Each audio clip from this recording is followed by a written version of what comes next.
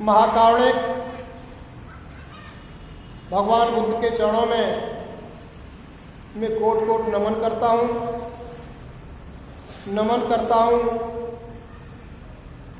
बौद्ध सत भारत रत्न परम पूज्य बाबा साहब डॉक्टर अम्बेडकर के चरणों में मैं वंदन करता हूँ।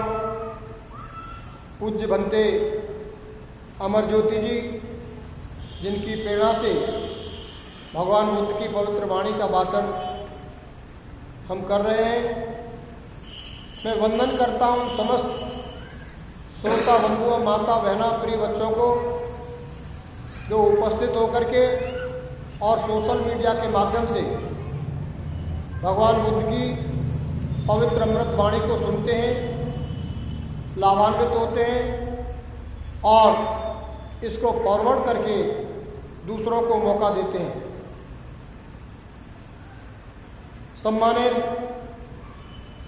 धम्म प्रेमियों, भगवान बुद्ध ने कल आपको बताया था कि देहाती ब्राह्मणों को प्रवृत्त किया था। भगवान बुद्ध का धम्म चक्र प्रवर्तन चक्र बहुत तेजी से चल रहा था, क्योंकि भगवान बुद्ध का जन्म 2500 साल पहले ईसा से 563 वर्ष पूर्व हुआ था। 35 वर्ष की अवस्था में भगवान बुद्ध को ज्ञान लाभ हुआ और 35 वर्ष से शेष जीवन उन्होंने लोक कल्याण धम्म के प्रचार प्रसार में लगाया। क्योंकि उस समय की सामाजिक संरचना के अनुसार जो शूद्र वर्ण था, वो जीवन के जो 4 आश्रम थे, पहले आश्रम से वंचित था जिसमें शिक्षा ग्रहण करने का अधिकार था, और चौथा जो आश्रम था संन्यास आश्रम, उससे भी वो वंचित था। उस समय की वर्ण व्यवस्था के अनुसार केवल ब्राह्मण, क्षत्रिय, वैश्य को ही संन्यास्त होने का, ईश्वर भक्ति का, धर्म ज्ञान का लाभ करने का अधिकार था। इसलिए बहुसंख्यक समाज धर्म के अभाव में, ज्ञान के अभाव में पशुवत जीवन जी रहा था। महाकारुणिक भगवान बुद्ध ने मानव वेदना को समझा और भारत की सरजमी पर भगवान बुद्ध प्रथम पुरुष थे जिन्होंने सर्व समाज के लिए, सभी जाति के लिए जो वेद शास्त्रों के अनुसार चौथा आश्रम वंचित था, उसमें प्रवेश का अधिकार दिया। भगवान बुद्ध ने धर्म के प्रचार प्रसार के लिए समर्पित, ज्ञानवान, त्यागी लोगों का संगठन बनाया, जिसे भिक्षु संघ कहा। उस भिक्षु संघ में सभी जाति, सभी संप्रदाय, सभी मजहबों के लोगों को शामिल किया, जो चेतनशील थे, जो इच्छुक और जागरूक थे, जो अपने जीवन को श्रेष्ठ बनाना चाहते थे और दूसरों के लोक कल्याण कार्य करना चाहते थे। ऐसे समस्त लोगों को बिना भेदभाव के भगवान बुद्ध ने अपने भिक्षु संघ में समाहित किया। ये संसार का पहला ऐसा संघ है, भारत की सरजमी में, भारत के इतिहास में ये पहला ऐसा संघ है जो सर्व जातियों का, सर्व संप्रदायों का लोक कल्याण संघ बना, भिक्षु संघ। दूसरा, जो चौथे आश्रम से और शिक्षा के आश्रम से महिला किसी भी वर्ण जाति की थी, वो वंचित थी। इसलिए भगवान बुद्ध भारत की सरजमी पर उस तमाम सनातनी व्यवस्था को तोड़ते हुए महिलाओं को बराबर का स्थान देने वाले पहले महापुरुष थे। इसलिए भगवान बुद्ध ने धर्म के क्षेत्र में सबसे पहला स्थान अपनी पूजनीय माँ महाप्रजापति को संघ में शामिल किया और भिक्षुणी संघ की स्थापना कर महिला को भी धर्म के क्षेत्र में आकर के संसार से मुक्ति के मार्ग का रास्ता दिया। ऐसा दूसरा उदाहरण भारत के इतिहास में नहीं मिलता। धर्मबंधुओं, उस समय चूंकि ब्राह्मण वर्ग को तप तपस्या का विशेषाधिकार था, बाकी दो वर्ण क्षत्रिय और वैश्य भी स्वतंत्र थे। वे सभी अपने अपने तरीके से संसार के बंधनों से मुक्ति पाकर अपने जीवन को सफल बनाने के लिए परंपरागत तरीका से ऋषि मुनियों के जो मार्ग थे तप तपस्या के, ज्ञानार्जन के, मुक्ति के, उनका अनुसरण करते थे। उसमें ब्राह्मणों की बहुतायत थी। भगवान बुद्ध के धर्म को सबसे पहले ब्राह्मणों ने ही धारण किया और उन्होंने ही इसका बड़े पैमाने पर प्रचार प्रसार किया। उसी श्रृंखला में आज हम उत्तरावती एक स्थान था जो श्रावस्ती में था, वहाँ पर भी ब्राह्मण भारी संख्या में रहते थे जो ध्यानी थे, जागरूक थे और धर्म की खोज में थे। भगवान बुद्ध से उनकी मुलाकात होती है और किस प्रकार वो भी भगवान बुद्ध के लोक कल्याणकारी मार्ग को ग्रहण करते हैं और अपने जीवन को सार्थक बनाते हैं। आप सुने ध्यानपूर्वक। महाकारुणिक बुद्ध एक समय श्रावस्ती के जेतवन विहार में रुके हुए थे और वहाँ देवताओं तथा मनुष्यों के कल्याणार्थ धर्म उपदेश दे रहे थे। उस समय श्रावस्ती की पूर्व दिशा में उत्तरावती नामक नगर में 500 ब्राह्मण रहते थे। ये प्रसेनजित राजा की राजधानी श्रावस्ती थी और वहाँ श्रावस्ती में जेतवन एक बहुत बड़ा बगीचा था जहाँ भगवान बुद्ध विश्राम ठहरे हुए थे, विश्राम कर रहे थे अपने भिक्षु संघ के साथ। और वहाँ नित्य धम्म देशना देवताओं को और मनुष्यों को दोनों को देते थे। देवता कौन होते हैं यह आगे चल के विस्तार से बताएंगे, अभी विषयांतर हो जाएगा, इसलिए आप इसे ऐसे ही समझें। नित्य लाइव पर रहें तो आपको मनुष्य और देवताओं का भगवान बुद्ध ने कैसे विमोचन किया है आपको सुनने के लिए मिलेगा। भगवान बुद्ध की इस वाणी को आप सुनते रहेंगे, इस धर्म ग्रंथ को सुनेंगे तो आपकी सारी शंकाओं का समाधान हो जाएगा। तो उत्तरावती के 500 ब्राह्मण रहते थे। उन सबने एक साथ गंगा नदी के तट पर उस निग्रस्त तपस्वी के पास जाने का निर्णय किया जो अपने शरीर पर धूल आदि लपेटकर ऋषि जैसे बना हुआ था। उन 500 ब्राह्मणों ने सोचा कि हमें किसी ऋषि मुनि की तपस्या में सेवा में जाना चाहिए, वो हमारे मुक्ति का मार्ग बताएगा। क्योंकि उस समय जो ऋषि मुनि होते थे अपनी जटाएं रखा लेते थे। आपने आज भी कुंभ में जाएंगे, बहुत सारे जटाधारी लोग मिलेंगे। उनके बारे में ये मान्यता है कि वो महान तपस्वी होते हैं और सत्य के रहस्यों को जानते हैं। वो सत्य को मार्ग को बता सकते हैं तो मनुष्य संसार के बंधनों से मुक्त हो जाएगा। इसी धारणा के तहत उन 500 ब्राह्मणों ने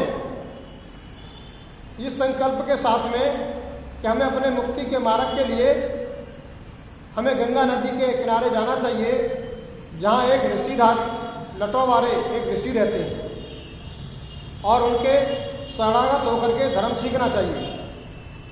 लेकिन भगवान बुद्ध ने तमाम जटाधारी ऋषि मुनियों को अपना धर्म का उपदेश दिया और उनको एहसास कराया कि आप मिथ्या धारणा में जीते हैं, कल्पना के आधार पर जीते हैं, सत्य का कोई प्रमाण नहीं होता, केवल आशा और अभिलाषा पर जीते हैं जो मिथ्या है। जब भगवान बुद्ध ने अपने सत्य के मार्ग के मामले में प्रमाणिक तौर पर ये सिद्ध किया कि सत्य प्रमाणित होना चाहिए।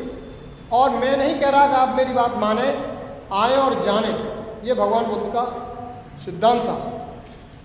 मैं मार्ग बता सकता हूँ, जिस मार्ग तक मैं भी पहुँचा हूँ आप भी पहुँच सकते हैं। और जब स्वयं आदमी फील करता है कष्ट या वेदना, दूसरों से कष्ट कैसा होता है वो बखान कर सकता है, आप शब्दों को सुन सकते हैं।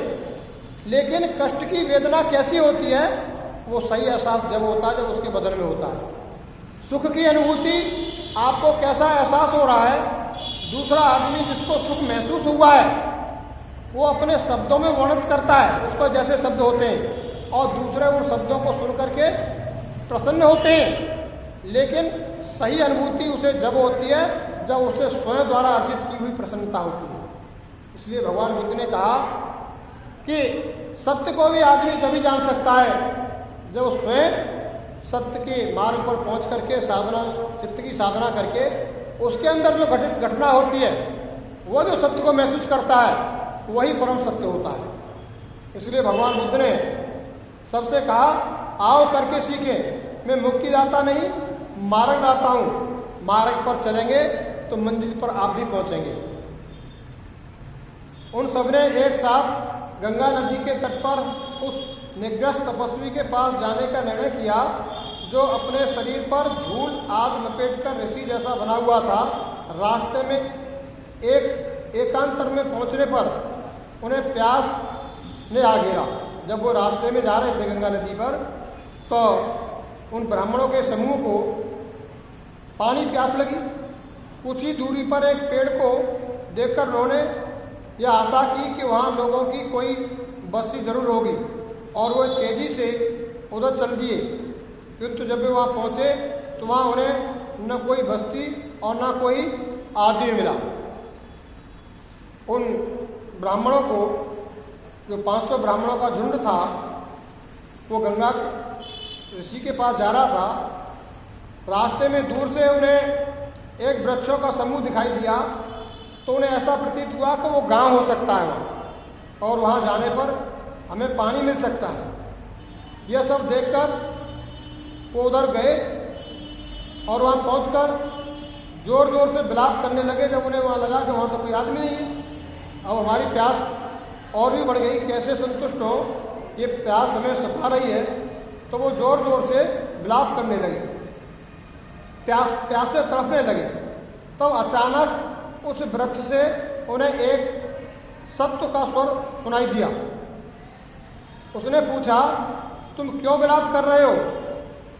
तो लोगों द्वारा कारण बताने पर उस सत्य ने उन्हें यथाशक खाने पीने को दिया।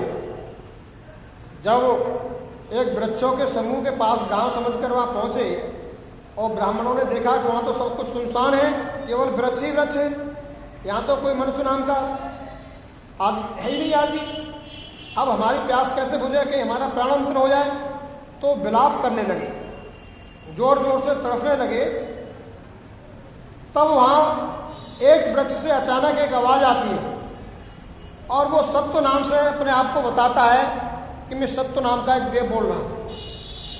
और उनकी आहार को सुन करके, प्यास की तड़फन को सुन करके, पीड़ा को सुन करके आवाज़ आती है, और वो आवाज़ उन ब्राह्मण समूह से पूछती है कि तुम क्यों विलाप कर रहे हो, क्यों तड़प रहे हो?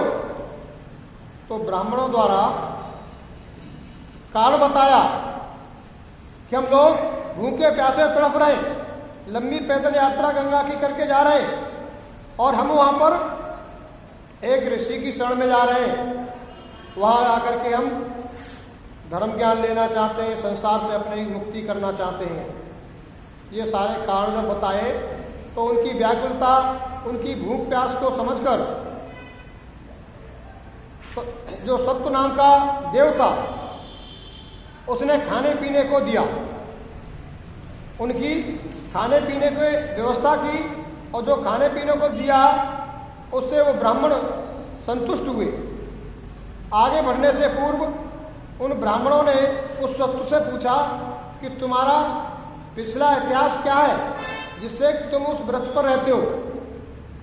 उन ब्राह्मणों ने उस देव से पूछा, क्या जंगल में वृक्ष में आप वास करते हैं, आपका पूर्व जन्म क्या है, आप संसार से मुक्ति क्यों नहीं मिली है, आप इस वृक्ष पर क्यों रहते हैं, और आपके अंदर इतनी लोक कल्याण की भावना है कि हम भूखे प्यासे मनुष्यों की आपने तृप्ति की है जलपान की व्यवस्था करके। आपका पूर्व जन्म क्या है, क्योंकि वो सत्य की खोज में थे, सारे संसार के जीवन चक्र को समझना चाहते थे, इसलिए उन ब्राह्मणों ने उस सत्तुदेव से ये प्रश्न किया। तब उसने बताया कि जिस समय सुदत्त अनाथ पिंडक जो श्रावस्ती में रहता था, अनाथ पिंडक एक बहुत बड़ा व्यापारी था, उस अनाथ पिंडक ने जब उसे कभी राजा प्रसेनजित के राज्य में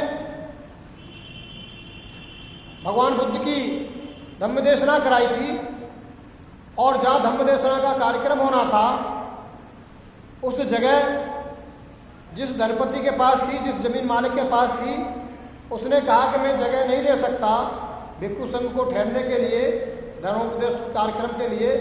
तो अनाथ पिंडक ने कहा कि भाई तू इस जगह को बेच दे। तो बेचने के लिए उस भूपति ने यह शर्त रख दी थी कि तू जितनी जगह को असरफियों से कवर कर देगा उतनी जगह ही मैं तुझे दूंगा, तो पता लग जाएगा तू कितना श्रद्धावान है भगवान बुद्ध के प्रति।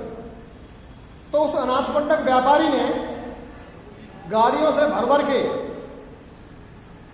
उस वन में असरफियां बिछा दी, और उस समय तथागत बुद्ध के साथ कितने लोगों की आगमन था, कितने संघ में शामिल थे, 10,000 भिक्षु संघ को साथ लेकर के भगवान बुद्ध वहां पहुंचे थे। उतनी जगह को अनाथ पिंडक ने असरफियों से कवर कर दिया था, और वो जो जमीन का मालिक था वो भी इतना प्रभावित हुआ कि पता नहीं भगवान बुद्ध की वाणी में कितना अमृत है, कितना अमृतत्व है, कि इस व्यापारी ने सारे जीवन में जो धन कमाया था वो भगवान बुद्ध की वाणी को सुनने के लिए अर्पित कर दिया। तो इसका माने तो असरफी माया की कोई महत्व नहीं है, उससे भी ज़्यादा मूल्यवान चीज़ है। तो क्यों न मुझे भी भगवान बुद्ध की वो अमृत वाणी सुनने के लिए मिले, जिससे मेरी भी संसार से मुक्ति हो, क्योंकि हम भौतिक पदार्थ कितना भी जोड़ लें वो सब यहीं रह जाना है। हमारी चित्त की व्याकुलता, चित्त की शांति हमारे साथ जाती है, इसलिए हमारा चित्त शांत रहे, हमारा चित्त संसार के बंधनों से मुक्त हो, यह मार्ग भगवान बुद्ध का ही मार्ग था। इसलिए उस भूपति ने भी प्रभावित होकर के वो अनाथ पिंडक द्वारा जो जमीन पर बिछाई गई असरफियां थी ग्रहण नहीं की और उसको वापस देने लगा। लेकिन अनाथ पिंडक महान दानी था। संसार के इतिहास में अनाथ पिंडक जैसा कोई महान दानी नहीं हुआ जिसने 10,000 भिक्षु संघ के रहने के लिए भूभाग को असरफियों से पाट करके कीमत अदा करके भगवान बुद्ध के वचन सुनने के लिए उसकी अदा की। लेकिन भूपति ने भी जब उन्हें लेने से इनकार कर दिया और महादानी अनाथ पिंडक ने उसे वापस लेने से इनकार कर दिया और ये कह दिया कि तू अब इन असरफियों को भगवान बुद्ध के भिक्षु संघ की सेवा में लगाना, धर्म प्रचार प्रसार में लगाना। तो इस प्रकार वो भूपति भी भगवान बुद्ध की शरणागत रहा और अनाथ पिंडक हमेशा के लिए अजर अमर बन गया।